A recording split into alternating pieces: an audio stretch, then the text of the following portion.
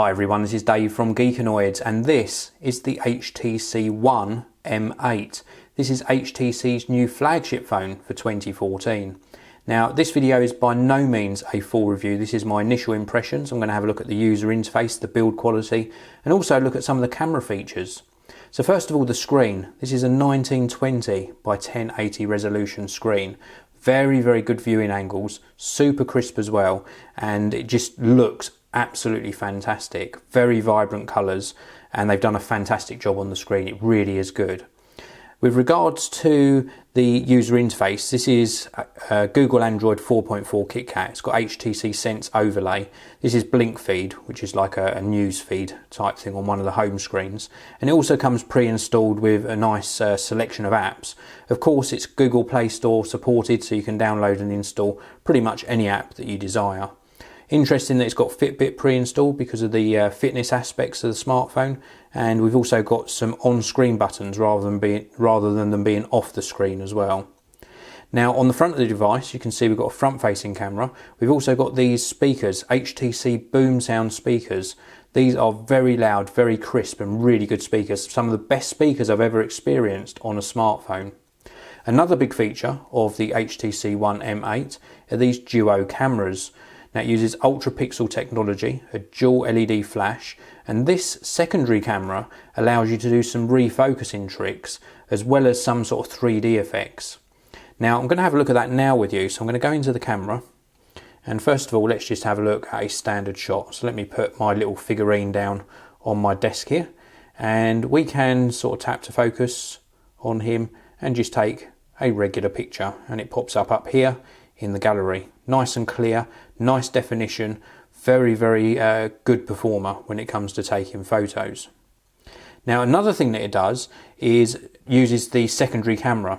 So if I was taking a photo maybe of Mr. Mackey over here and we got another little figurine in the background here, if I accidentally place my finger, you can see my finger here where I'm holding the phone, over that secondary camera, it does actually warn me. It says the duo camera is blocked. See this little warning on the screen? Let me just invoke it again. Please make sure all lenses are uncovered. So that's because that secondary camera is actually being obstructed by my hand. So nice that it warns you if you've misplaced where your hand is on the back of the camera. Now something you can do, so let's just stand these two figures up. So I'm going to pop them there, is I'm going to take a quick photo of both of these. I'm going to focus on Mr. Mackey in the foreground and take this photo.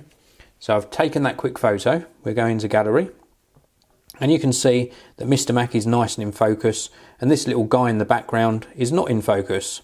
So let's go into edit, and we can do a couple of things. We can do quite a lot of things. We've got some draw tools, we've got rotate, crop, flip, straighten. We've got various frames that we can add to the photo. We've got various filters we can add to the photo. If we go into effects, this is where the duo camera comes into play. So we've got this feature called U-Focus. So let's tap on that and it says U-Focus is unavailable. Did you see that? U-Focus is unavailable for close-up photos.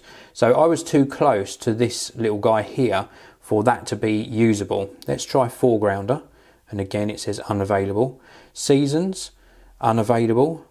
Dimension plus, unavailable, and touch up is the only one that's actually available, and this just allows us to do skin smoothing, lighting, face contour, eye enhancer, red eye removal, anti-shine, etc. So you have to be very careful how close you are to your subject to be able to use all of the effects. Let's go into a photo that I took earlier.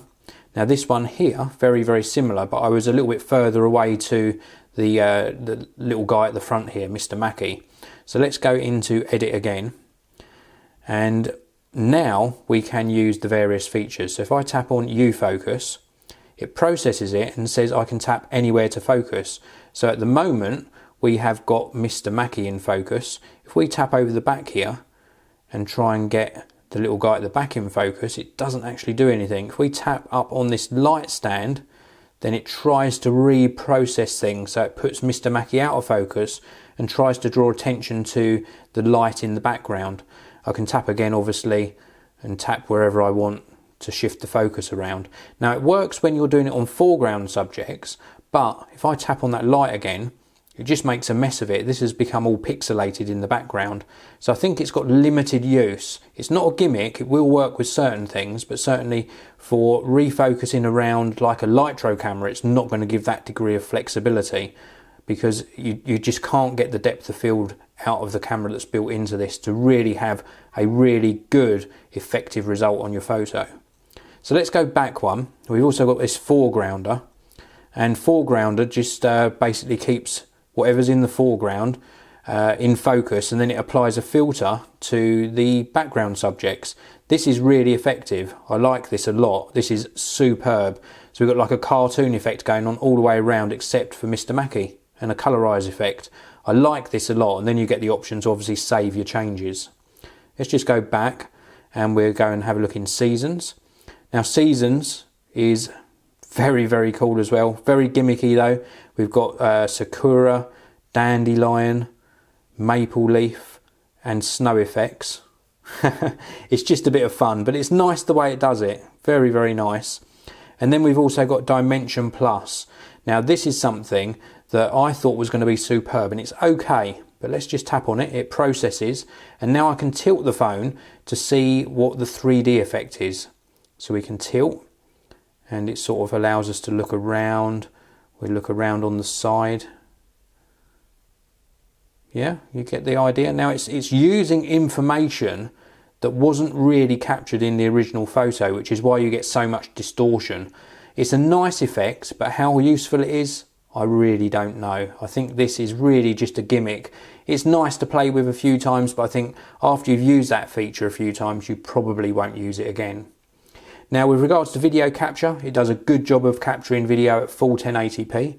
A very, very good performer. I've noticed no lag when changing between screens. Playing back videos again, equally as nice. It's a really nice experience. Now let's just have a look at build quality. Now I did experience some issues with this when I unboxed it. Let's just turn this off and have a look around the back. Now when I unboxed this, there was a mark on this corner. I seem to have managed to polish it off, but there is still a very, very faint mark just on the tip of this corner. So although it's a really nice finish, I was disappointed to find that.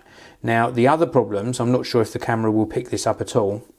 Let's turn the screen on. It probably have more of a chance of picking it up with it turned on.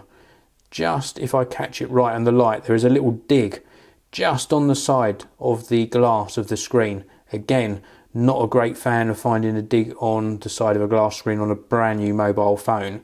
I really can't emphasize enough how good the build quality on this is. Apart from those few minor imperfections when I unboxed this, the actual quality and the curves, all of these sort of beveled edges really are nice. It is superb to feel. It's very, very tactile phone, very sexy. And I'm going to quote somebody, I think it was John Rettinger, said in a live broadcast, or it was definitely another tech journalist, said that if you sat somebody down, told them to close their eyes, and you handed them this and told them that it was indeed the next iPhone, so it's like the iPhone 6, they would believe you. They wouldn't doubt you for a minute, because it really does feel that good. It's very solidly built and all of the seams meet and finish where they should. It is just a very, very good smartphone, definitely worthy of HTC's flagship status.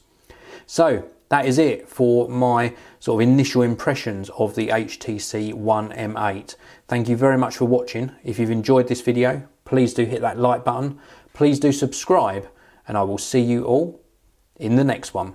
Thank you very much for watching. If you want to see another video of mine, please do click the annotation on the top of your screen now.